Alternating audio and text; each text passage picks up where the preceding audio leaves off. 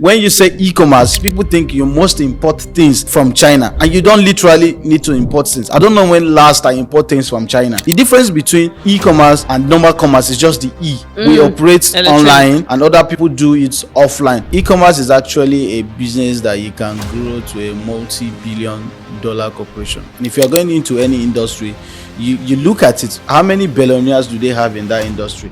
And when you look at e-commerce, we have so many of them that are billionaires in dollar, not in naira. So that's to tell you that it has a future and you can actually grow something substantial. So the first thing first in the e-commerce is to actually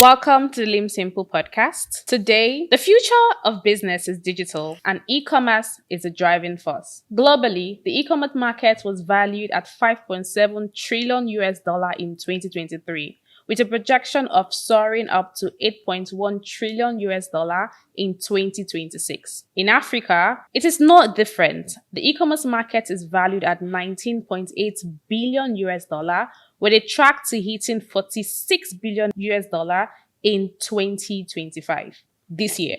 Now let's talk about what's happening in Nigeria. With an internet population of young people going to about 109 million participants, the market is expected to get to a staggering $75 billion in 2025. Now, these are not just numbers. This is not just statistics. This is a call to action. And a few people have embodied this call, just like my guest today. Today, I have Dr. Mohammed Dago, the visionary behind Dago Africa. He's a powerhouse in the e-commerce sector, and he has operations in 8 different African countries. He has a bold ambition of building a multi-billion-dollar e-commerce business in the next 15 years. Dago is not just selling products. He is trying to reshape the way Africans see and do business online. On today's episode of the LIMBsimple Podcast, LIMBsimple, if you're new here, is an acronym for Live Investing Money and Business Made Simple. We'll be uncovering his humble beginnings to leading an international operations in, like I said before, 8 countries. And we want to know if you are a young person with a mobile device, access to the internet, and a bold idea, this conversation is what you want to listen to. So let's talk e-commerce right now. Dr. Mohammed, it's a pleasure to have you here. Thank you. Thank you so much for honoring me. Thank you very much. So let's dive right into the podcast. Talk to me about what people do not know about you that is maybe exciting, weird, or unexpected. I think that I may know that. Come on. Really? Yeah. Okay. Yeah. What part of the north are you from? From Niger State. And then that's one of the shocking parts. Okay. People don't believe that people from such kind of ethnicity could actually have such kind of bold ambitions and then thriving in the internet sector. So that's why it's wild whenever I said I'm from Niger State. I agree. But that's a single story. And that's quite, I think it's surprising that anyone would think that, because everyone is expected to dream. And so long as you are willing to put in the work, it's achievable. But now let's go back to how you started to dream. Okay. Thank you once again. Like she said, my name is Mohamed Dago, doctor actually now. Congratulations. Thank you. I actually started my business at a meaning importation. So I didn't start e-commerce. Actually, when I started, I was once a security man, a security guard, right? Not professional security guard, open gates and close. Talk to me. So I'm actually a dental nursing by profession. But then after school, you know how Nigerian economic is. But I actually have a very big vision even after I finished school. So I used that security to also have enough time for me to learn other skills. And one of the skills, the first skills I learned my hands on was importation. How to import things to Nigeria at a relatively cheap price for other people. So I wasn't having enough money. So I was importing for people more of like pre-order, right? I could go to Alibaba, go to any of these sites, foreign sites, and then bring in different kind of product to the groups and say, okay, if you want to order, right, this is how it is. It actually started from training. I learned about how to import. So I began to train other people how to import. So most of the people, I've trained over 200 people on how to import, but they are all afraid to actually try it. So I stand in between to import for them. So they bring in money for me and import some of the things they want. So that was how I was able to raise money to actually start my own e-commerce business in 2019. Right. And then over then we've been able to actually grow to certain level. And then, like you said, from your first introduction, we're looking at growing it to $1 billion corporation. Now, just in case you're thinking, remember, this is coming from someone that he said that the stereotype for him would be that nobody would believe that someone from his part of the country would do something this big. Now, I'm so impressed. Thank you. But I want to know, you studied dental nursing? Yes. And then, was this before you became a security or after you became a security? After. With your degree? Yeah, it's not a degree. It's in Nigeria, it's categorized as an ND. Okay. Right. But it's a 3-year course. Regardless. Yes. So it was after school that I started the security. So I actually last for 4 months in the security job. Halogen, to be precisely. Oh, okay. Yeah, yes, I know them. Good. So they were the one I started with. There was actually job opportunities that we could actually work with then. But I look at the salary from the nursing job because it was a private sector job. And then I look at the salary of the Halogen and then the timing, right? The freedom it would give me to learn other skills. If I had taken the nursing jobs, by now I wouldn't be where I am. But I took the security job just to learn, have enough time to learn other skills. Because I know for me to succeed, I would actually need knowledge, right? And then knowledge, I have to know what to do with the knowledge, which is the key for me to actually grow to a level I want to be in life. So I choose the security for me to have freedom to do other things instead of going for the nursing. Beautiful, momentary sacrifices that you had to make for the future that Yes. you desire. Talk to me about e-commerce. Now, it can be sometimes overwhelming. Yeah. The business. How would you break down this concept to someone that is just starting?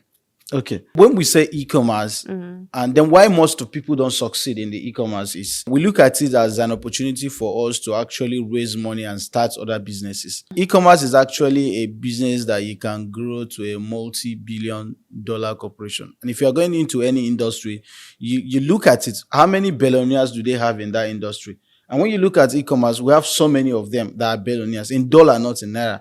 So that's to tell you that it has a future and you can actually grow something substantial. So the first thing first in the e-commerce is to actually seek for the knowledge, the right knowledge. You look for people who are actually doing very well. For me, I'm not sure I'm available for beginners right now because of the kind of vision I have for 2025.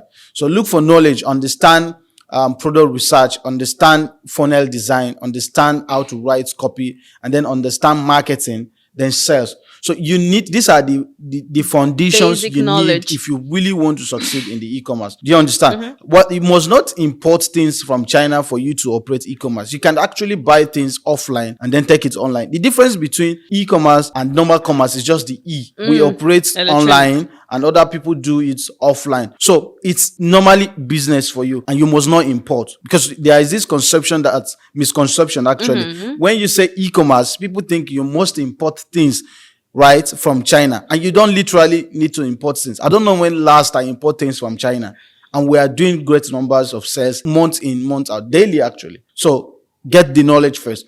And the knowledge that I require of you is the basic knowledge of what you need to do, especially how to design funnels, right? Which is website, and how to also write copy, because the copies are actually our word in written, because you are selling to people, but not physical contact, but in written. Your words are being written to actually market your product to customers. So you need to also understand how to write copy. And then marketing generally, how do you sell? You need to also understand Facebook marketing, how to sell on Facebook, because that's the major platform we use for our advertisement, even though TikTok now is part of one of those things that's actually helping us to make sales online.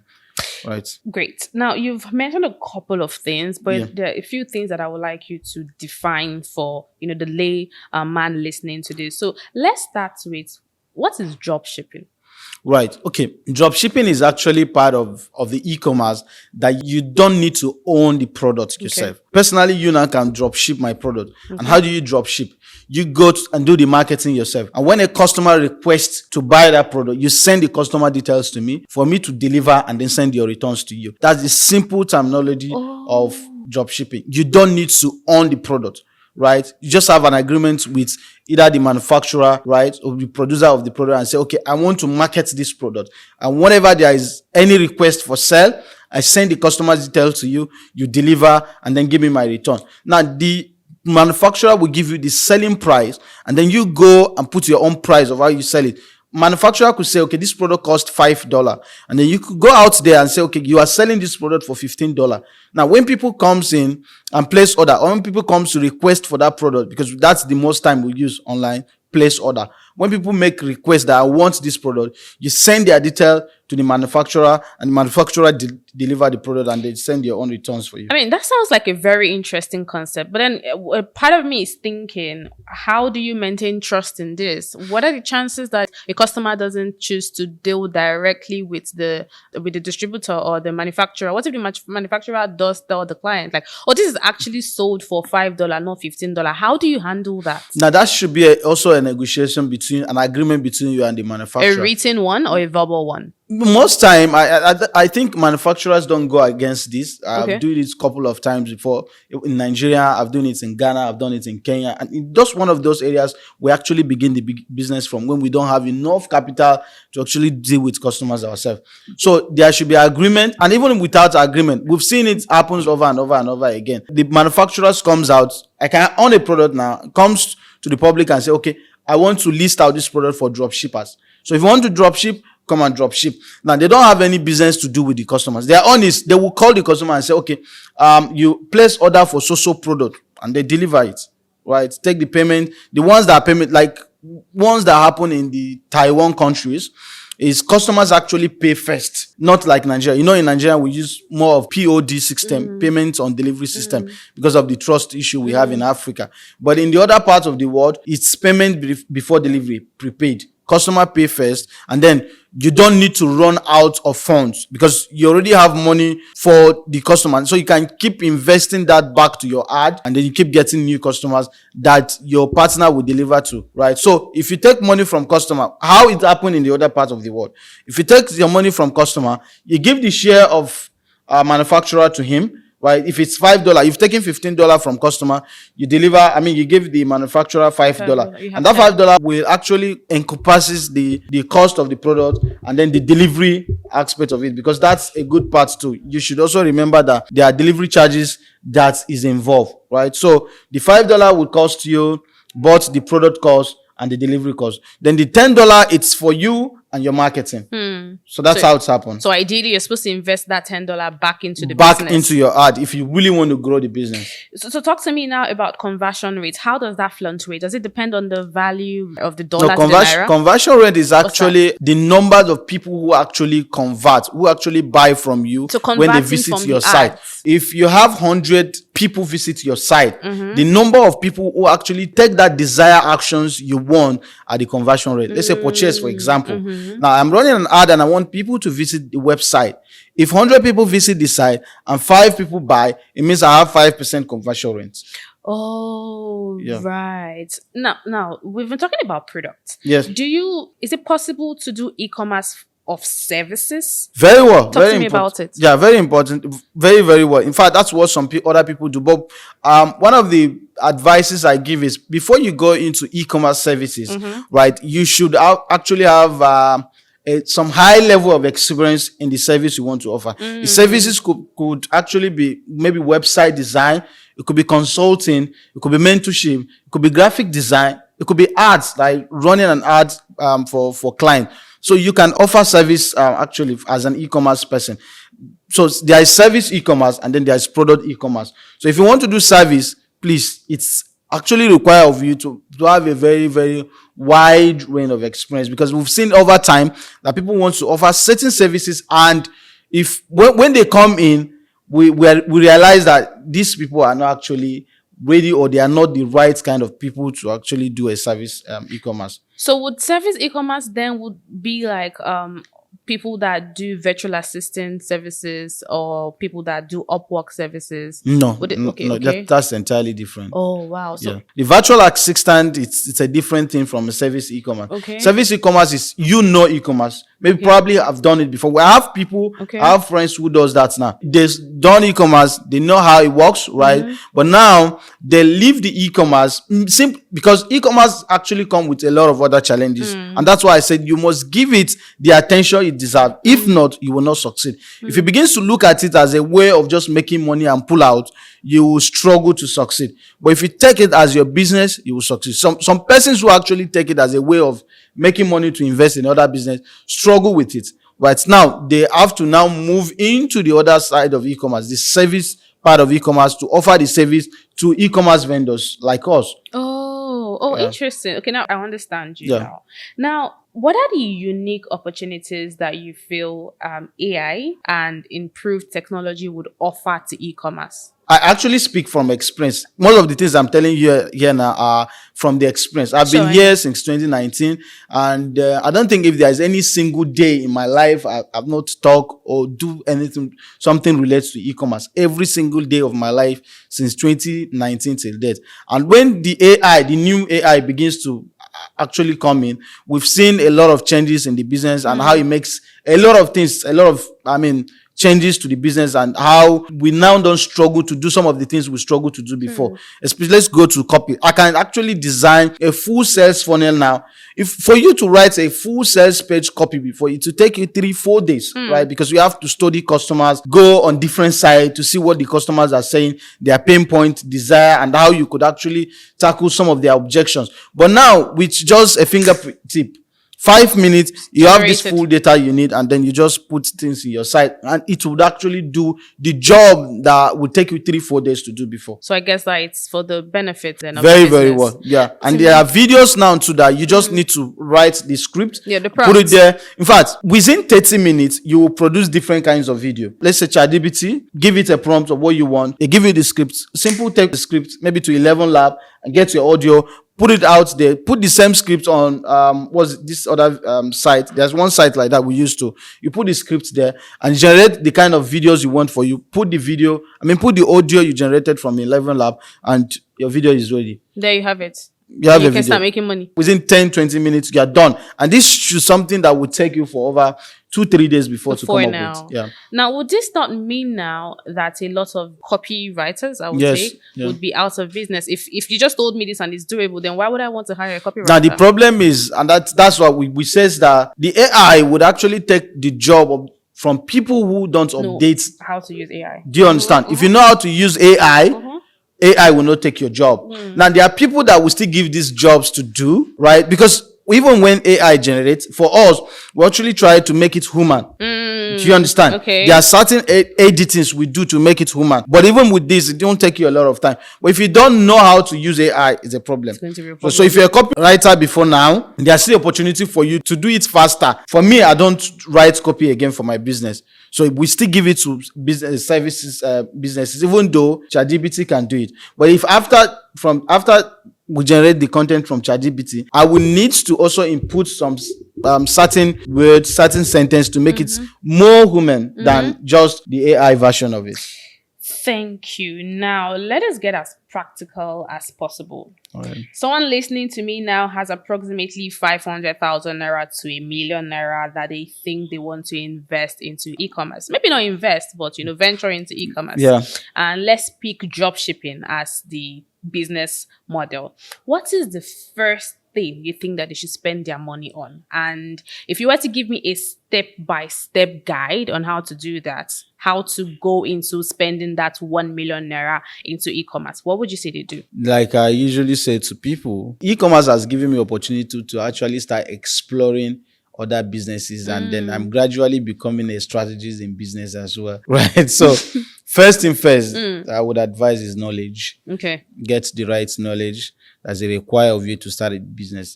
Now, once you understand or you have a knowledge, the right knowledge, the first thing you will do is to find the product. Okay. Now, a product, I always advise that you should sell products that actually solve a real problem. That's where the money is.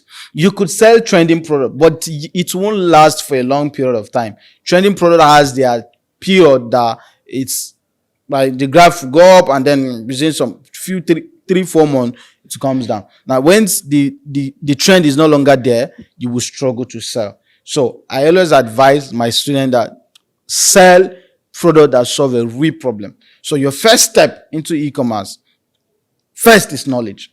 Secondly is to find a product. Now, when you find a product, you design a funnel for it, right? Because there's something we don't usually, in the way we do e-commerce, and the most profitable part of e-commerce is that every product you are going to sell should have their product page information, which we call the sales funnel. This is where customers comes to. But if you put all your products in one page, you will struggle to make sales. So you design the funnel, right? Then the third one is to actually test the product out in your marketing platform. If I'm using Facebook, for example, I will test the products out and see, okay, what is the demand in the market? Because you cannot just come to the market and launch the product to the market. You have to test and see, does people actually need this product? Do you understand? That's the third phase of it. And if people actually need the product, why not? In business. You're already in business. It's a game of buying and selling, right? If people actually want the product, there's a demand for it. If there is demand, that's it for you. You are in business already. Okay. So, and then the money, I think you talk about how much is required to start. Now, when we started with 50, 100,000, you could start the business.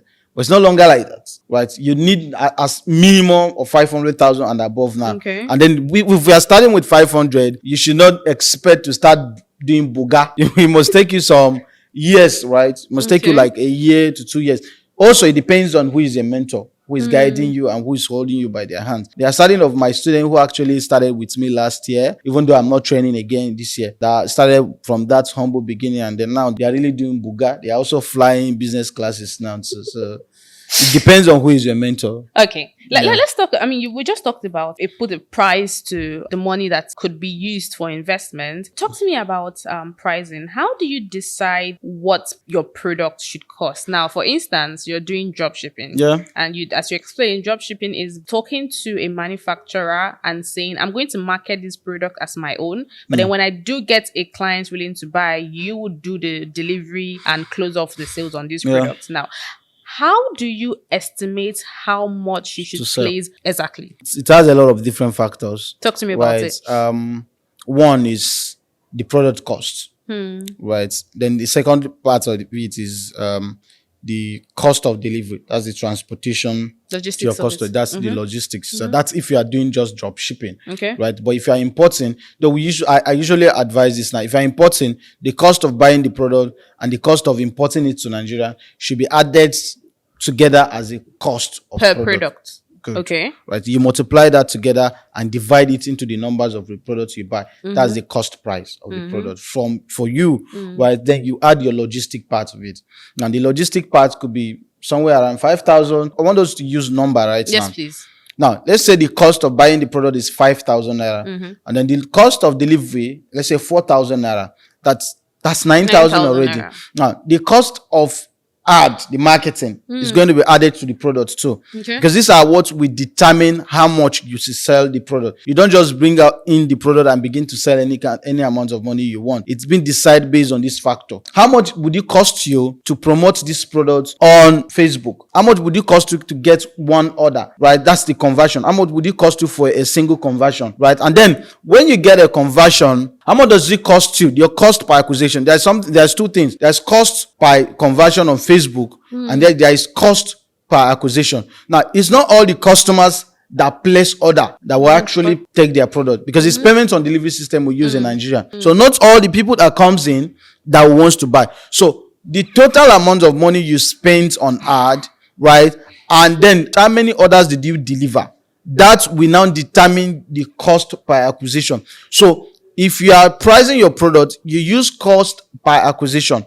So if, let's say, you are using 2,000 naira to get a conversion from Facebook, right? And you deliver just 50% of the orders you're getting, your cost per acquisition will be 4,000 naira, not 2,000 naira. Let's say we're getting 2,000 naira. Now, 9,000 plus 4,000, that's already 13,000 naira. Now, your profit margin, how much do you think you should make from a product that is costing you 13,000 naira? Do you understand me now? So we could actually put 7,000 naira as our end profit. Now, if you put that to your 13,000, the cost of that product in the market will now be 20,000 naira. That's end users. It will be 20,000 naira. So that's how you decide your product cost. This is a crash course that we're giving to you on this podcast for free. Yes, really. Thank you so much for that analysis. Now, since we're also on pricing here, I want you to explain to me the realities of providing a product that is affordable for the customers, but also profitable for the business. Because since it's e-commerce, it means that you have a store online. I have a store online. We're selling this cup, and I choose to sell at 15 naira. And you're selling at 200 naira. Now, how do we balance? Yes, exactly. And then how do I profit? How do you profit? Because now there is something in the e-commerce business, right? That before you price any product, right, you go into the market and study, because there's nothing you're going to sell today. Though in those days when we started, there's opportunity that there's something we call hot products. Now, when you hear hot product, it means the product is not in Nigeria. You are the first bringing the product, so you can decide your price, decide however you want to sell it. Though it won't take time. Guys will start bringing in such product. But if you are somebody who had a good brand, right, and then you are able to brand that product, private label the product, you can still sell it any amount you want, and nobody would actually push you out of the market, right? So, but the product that you have, other people can actually access such product. Let's say for this glass of cup now, and there are people who are selling it in the market. So I tried it sometimes last year, somewhere around August, somewhere around July. So there's a product we're trying to launch. I did not actually make my background research. So I just come into the market and then I launch it at a relatively high price. I launched the product somewhere around 18,500, whereas the actually market price is 14,500. That other people are selling something similar, even though it's my own brand, private label, right? But the same people who private label such kind of product are selling it for 15,000 naira. And I just come into the market and said I want to sell it for 18,500. My CPC, which is the cost by conversion, shoots up very high, right? Because the market price will determine, even though I'm a creative individual, I'm very creative when it comes to coming up with videos that actually grab people's attention on social media. But even with that strength I have, we could not penetrate. And I have to go back and check what's the problem. And I discovered that people were not actually selling at that price I was selling. So I have to now bring it down to 15,500. The same amount we're spending to give us 20 orders before was now giving us 100 orders. Do you understand? So if you are coming into any market, if you want to sell any product, study the market price. How much are people selling this product? That should be your benchmark. You don't go above them too high. For you to go above them too high, maybe you should also bring in products that are complementary, like gift. Yours can be bundle offers, right? It could be combos. If yours is combo, customers will give your own a high perceived value and they will be ready to pay the price you attach to it. But if it's something similar to what other people are selling at a low price, you will struggle to succeed in the market. So then will you advise that a prospective investor into the e-commerce market gets a product that is very sought after, or one that is very scarce, and then shoot up the price? Now, what's a better penetration? The better penetration is to actually come in with products that are not in the market. Okay. That if you can find it. But if you cannot, still sell the ones that are in the market, right? And then as a starter, I would not advise that you could actually go into private labeling because it's more expensive. Some of the private labeling will cost you to produce nothing less a minimum MOQ of 1,000 pieces, right? And as a beginner, do you have the money? No, right? But if you are a beginner, you should go in, sell products that are in the market, then sell it in the market price. Try as much as you can to be a creative individual so you could win over the market. So which is easier, importation, service, sales, or dropshipping? Which is easier for a beginner to start? Dropshipping. It's much easier. Right, great. Dropshipping. Now in Nigerian, sorry, I wanted to say something. Please. In Nigerian, the disadvantage we have is that before any product you see, right, that is available for dropshipping in Nigeria must have been sold by one of the marketers online before. Because we're actually one of those people that are trying our best to bring in new products to Nigeria. Back in the days, when before you see any product in Nigeria must have been existing in US for over 2-3 years. Now, a new product in US market could just be 1 month and it's here in Nigeria already because we make research every day to see what is that. Because there's this particular whey protein that I use, and I realized that look, I can actually just order it now. And I never could have done that before. Yeah. So you could be seeing products in the foreign market and struggle to get them here. But now you will see them last month, and before you know it's in the market because boys like us are in the streets of the internet finding the new jackpoints to bring into Nigerian markets. So if you are starting a drop shipping in Nigeria, you should also consider that factor that it must have been sold in the past. So if you are a creative individual, you would definitely win in the markets. Because some of the product, before it gets to some certain part of this country, or before some certain person get to see, even when it has been existing in Nigeria, there's one of my brother that usually send products to me. If you see them online, you will copy the video and send to me. What he didn't know is that this product had been sold 2019, 2020, but he's getting to know now. And he's regarding them as a hot product, sending them to me. Whereas I've seen these products long ago, right? So now he doesn't sell products to me again because he said anytime you send products to me, you know it already. I know the product already.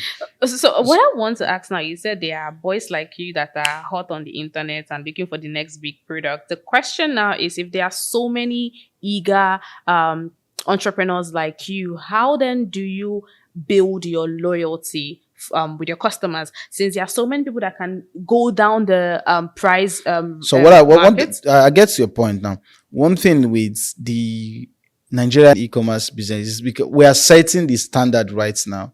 Right, we're changing the narrative entirely that if you've spent to acquire a customer before, you should not spend again to acquire the same person. Right, so the mistakes we do before now, and then it's what was passed to us that we're working with, but we're changing the narrative entirely now. We don't return customer in e-commerce. Right, you could be my customer now, you've bought from me before, but we don't follow up back with our customers. And one of the reasons why boys do that is that they don't sell what is working. So if you are selling a scrap, you won't have that confidence to follow back with your customer. Audacity. Did you understand now? So now we're changing the narrative, advising guys to sell what is working, right? Because this is a real business. The genesis of this from beginning was that a lot of them don't look at this business as a business. They just want to come, raise money and start other business. Raise capital for other businesses. But we are now saying that no, you don't need to leave, right? Make the money here, expand this business to however you want it to be, right? For us, we want to be one of the leading brand in the entire world in the next 5 years in the industry, the niche I play in, right? Beautiful. So again, it is self-value, and you will retain your customers. Right? So even if you are retaining customers, we might not be selling the same thing. Did you know the number of people in this country? Did you understand? Have you tried to check the number of people even if we are 1,000 trying to chase these people? There's so much market. So much market for us to reach out to, so much audience. And then if you leave Nigeria, there's Ghana, There's other African countries you could sell to. And that's the beautiful thing about e-commerce, is that it's a borderless market. It's borderless, actually. It's borderless. Let's talk about, because I'm very intentional about entry level e-commerce people. Yeah. The most important thing with e-commerce markets is digital marketing. Yeah. Since we're selling and buying online. The question now is, like we said in the beginning, someone has 500,000 naira to about 1 million naira budgeted for the business. What would you advise them to spend most in their digital marketing expense? So would you say it would be like Google ads or social media ads or influencer marketing? Which one exactly? Or Facebook ad? Which would you say it is the striking on gold? Profitable. Yes, please. It's Facebook. Facebook ads. Yeah, okay. No two way around it. It's just Facebook. So again, on that budget of 1 million naira, how much would you say that they ideally budget for ad spending? That's why I say knowledge first, right? So if it depends on how a lot of us understand the Facebook. There are people who actually runs text. Like I said earlier, you need to test the market, and then after texting the market, e-commerce is something that you will need to be doing a lot of creatives over and over and over again, because the creative you have today, right? Let's say, for example, this video we're shooting now, it's made for promotion. That it will get to a point that this particular creative will get an ad fatigue. There's something we call ad fatigue. Ad fatigue means that the ad is no longer going viral. It's the same audience that keeps seeing this video and seeing it and seeing. So you need to come up with different angles of kind of creative on how to reach your customer. And then, by the way, you need to know your customer for you to come up with different angles of videos that would actually grab people's attention. Nobody comes to Facebooks to buy. We all come to Facebook to have fun, right? And then all of a sudden, your videos just grab somebody's attention. So that's the work we are doing on the streets of the internet. We're walking around the internet with our video and then giving Mark, right, our money to actually go viral, to grab people's attention that, okay, we have this for them. So not everybody will actually take the desired action we want, but then some substantial amounts of people would actually do the actions we want them to take. Now, how much is ideally for you to spend? There is ideal amount for you to test. And then there's ideal amount for you to scale. Give me an example. Do you understand? Now, for you to test, let's say I have 5 creatives. I will need to use at least a minimum budget of 3,980 testing each of those creatives. If you multiply that by 5, you get the number. I can test with 5,000. I can test with 10,000. Also, it depends on how liquid you are as a person. But as an entry point, your testing budget should not go above 10,000 naira, right? So once you get your winner, what we call winner is the creatives that are actually giving you conversion. So if you got your winner, what you need to do is now to scale with that winner. So it depends on your capacity as well. If you give Mark 1 million naira a day, he will spend it within 1 hour. They'll finish it for you. So you need to be strategic on spending your budget, and you need to have structure. Are you able to manage the numbers of orders that are coming in? You must be able to manage the numbers of orders that are coming into your business before you scale up the budget. So as a beginner, a one-man business like we all started, we're not spending more than 5,000-10,000 naira a day. So all the numbers of orders that are coming, we're able to close them and also able to follow up with delivery partners we work with to make sure that they deliver them. So we don't just bulk ourselves. So as the business grows and we begin to master this process, we now scale and bring in one person to say, okay, come in as a customer service, right? Come and help close these customers too. So if I alone was closing 10 before, if I was generating 10 order before, I could scale up to 20 order now because I have somebody who would help in closing. So as the business grows, we begin to expand the size of the team, right? And that's how you increase your budget. So there is a specific amount to be spent as entry level, but be strategic on how much you should spend. And that's why I keep hammering on training, and have a right mentor that you could always run back to when there's a problem with your ad. Because Facebook will always show you shege. They will send you back to village if you don't have somebody guiding you. Yes. They will show you shege. Let's talk. One of the many challenges that e-commerce businesses encounter is logistics. So talk to me about how you're able to ensure smooth delivery across Nigeria, especially because Nigeria operates a payment on delivery system, and how you're able to do that across 8 African countries. What we do in the e-commerce generally is that as I sit here, every single state, right? Every single state, I have a representative which serve as our delivery partners. So they are the ones that help with the last mile delivery. I don't send any of my staff to go to Maiduguri to deliver, but I send product to somebody who represents us in Maiduguri. And when there is order, the person goes to the customer's locations to deliver. So this is the way we've been able to actually make the deliveries seamlessly for us.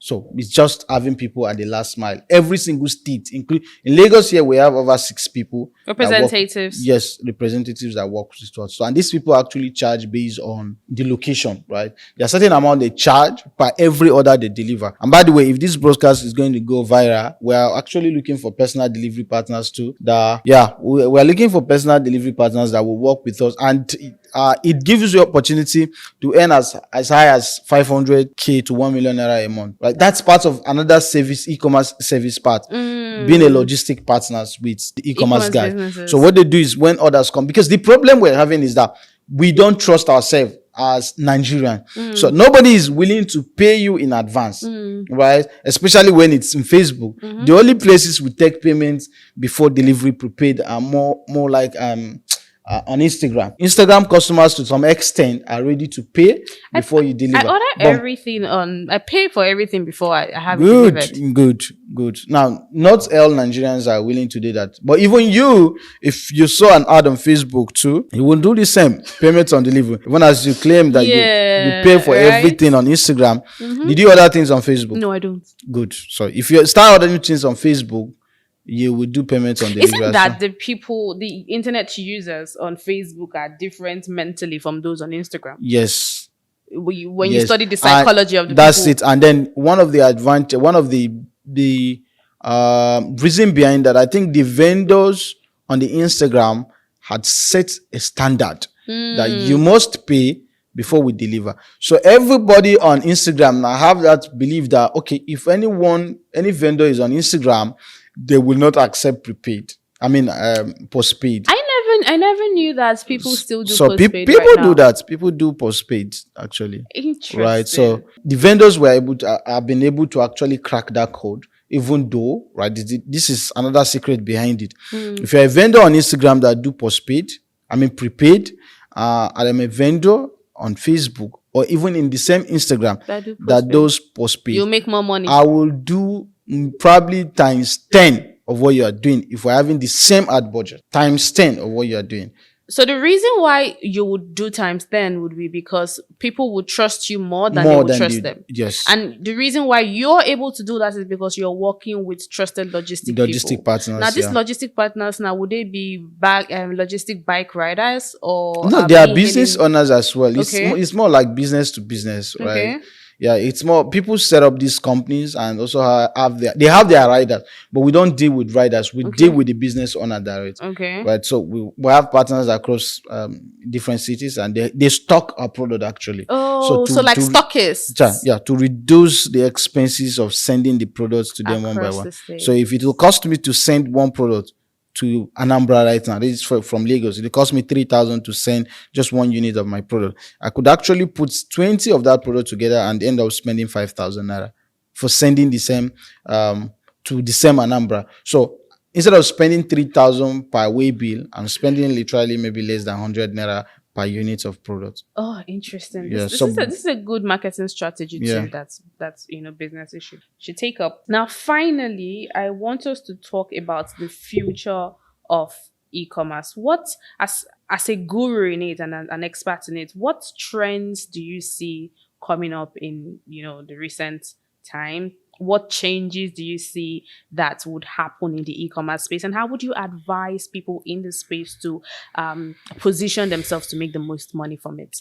The future of the e-commerce business, from your first intro, I think you were giving us the projection of what the industry will look like. We are going to be about $75 billion dollar by the end of this year, by 2025. Good. That's the business, and for me, I'm of belief that it will continue to grow higher because Nobody wants to. E-commerce actually makes shopping easier for us. So instead of you spending money to go to maybe Keja Mall here right now to get things for yourself, you could just go online, place order, and it's here, right? So the business is here to stay, right? We don't know what will happen in the next 20 years, but I can actually predict in the next 15 years that the business is here, right? So for you to remain in business, for you to actually take some large amount of money in this business. For me, personally, I want to control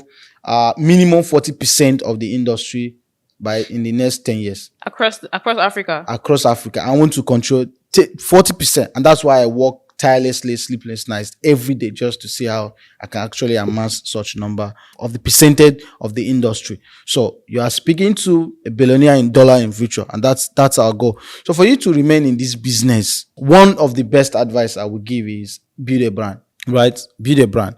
Even if it's shit you're selling, right?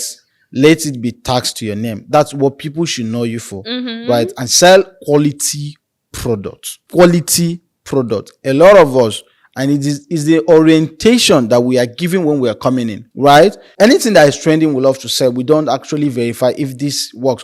And it's e-commerce that you see these cases of what I order versus what I got. I was going to ask you. Talk to me about Temu. Would you be comfortable talking about that?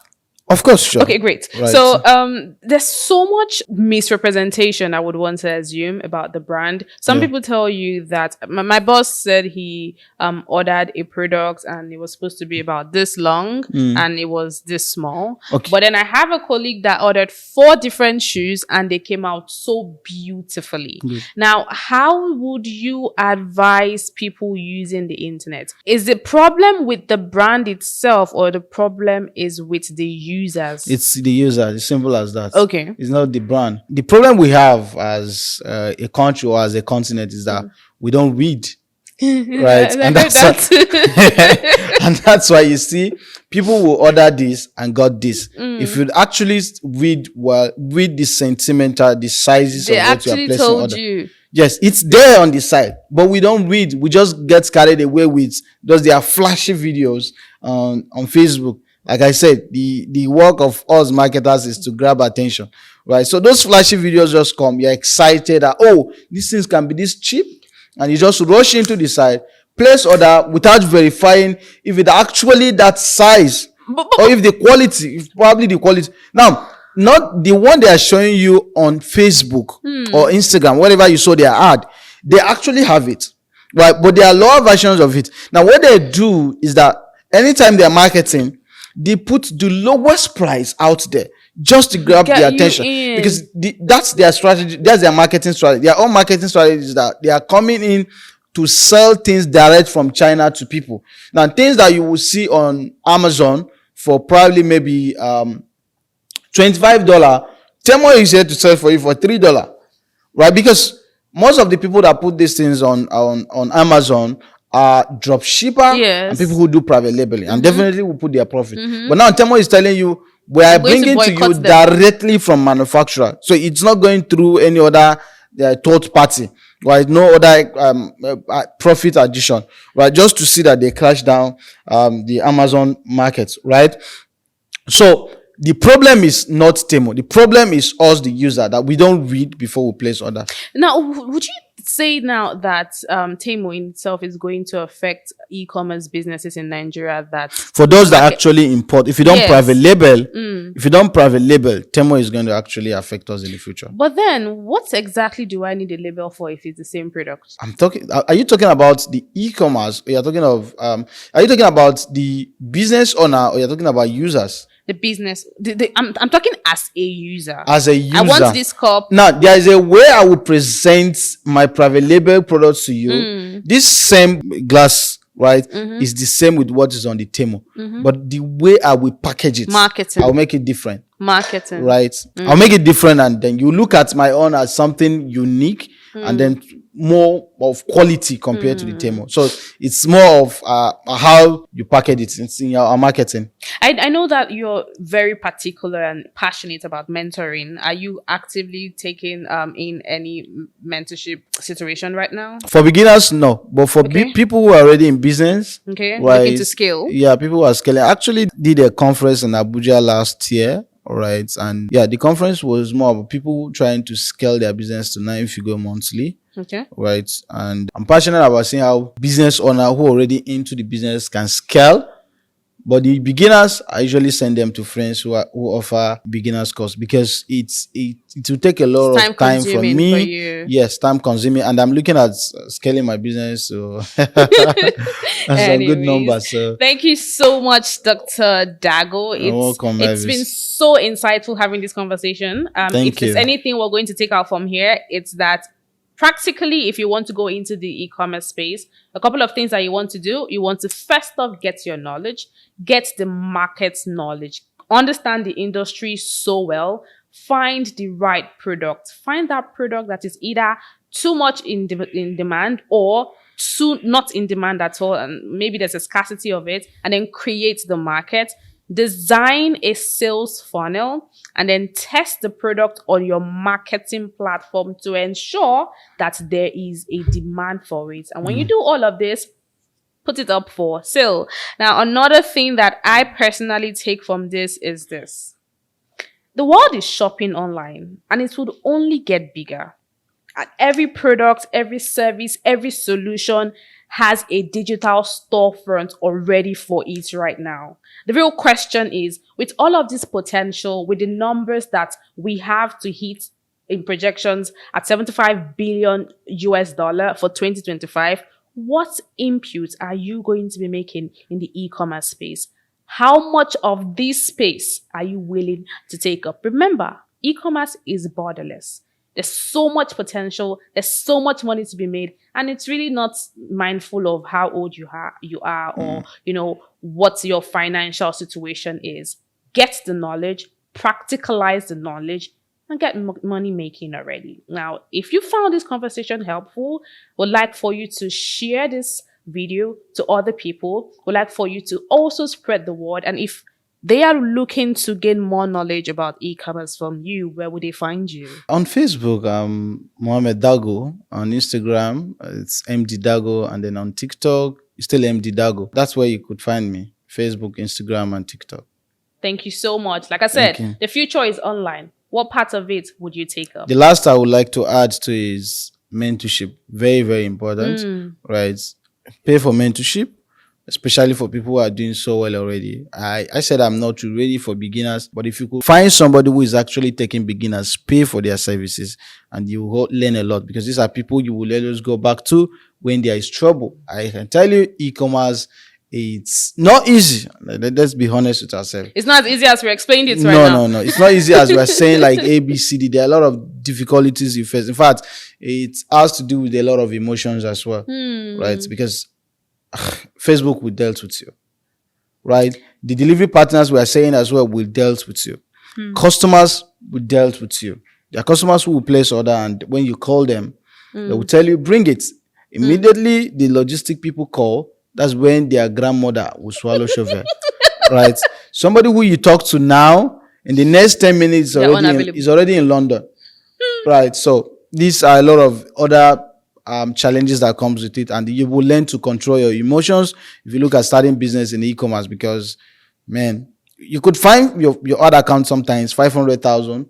Anyway, for beginners, you could find your other account with 50,000, and the next day you just wake up and you see a lock like this. When you see lock, it means the account has been disabled. What? And there's nothing you can do about that. Max decide whatever to do. It's a rented platform, so and you can't get your money back. From where? That's gone. See, those are the risks that comes with the business. Just in case you didn't know. Anyway, this was such an insightful conversation. Thank you very much for having me. And we're leaving you, I'm sure that we're leaving with actionable ideas on how to level up your business and how to kickstart your entrepreneurial journey, especially with e-commerce. Till I come your way next time with the next episode, remember, your future is in your hands. You dictate how the life you live would go. Thank you so much again for watching, and see you in the next one. Dear entrepreneurs and CEOs, did you know that 90% of businesses fail within the first 5 years of conception and only a very little fraction make it to 7 figures? Are you currently struggling with scaling your business, customer attraction, customer retention? Then you are definitely not alone. What if I told you that there are proven systems that could turn your business into a revenue generating machine? With over 4,000 businesses transformed and 53 of which are already doing $1 billion in revenue annually, we do not just teach you how to do business, we teach you how to actually win in business. At the Strategy Factory, you get the exact roadmap to scale your business, build a sellable business, attract high-value customers, make strategic decisions with confidence, make the most of your business, and also unlock powerful networking opportunities. Do not let your business become yet another failure statistics. Success is a strategy. The question right now is, do you have the right one? If you're interested to have further conversation on the Strategy Factory with us, comment strategy in the comment section and we'll follow up with you immediately. We look forward to seeing you in the next Strategy Factory happening this month.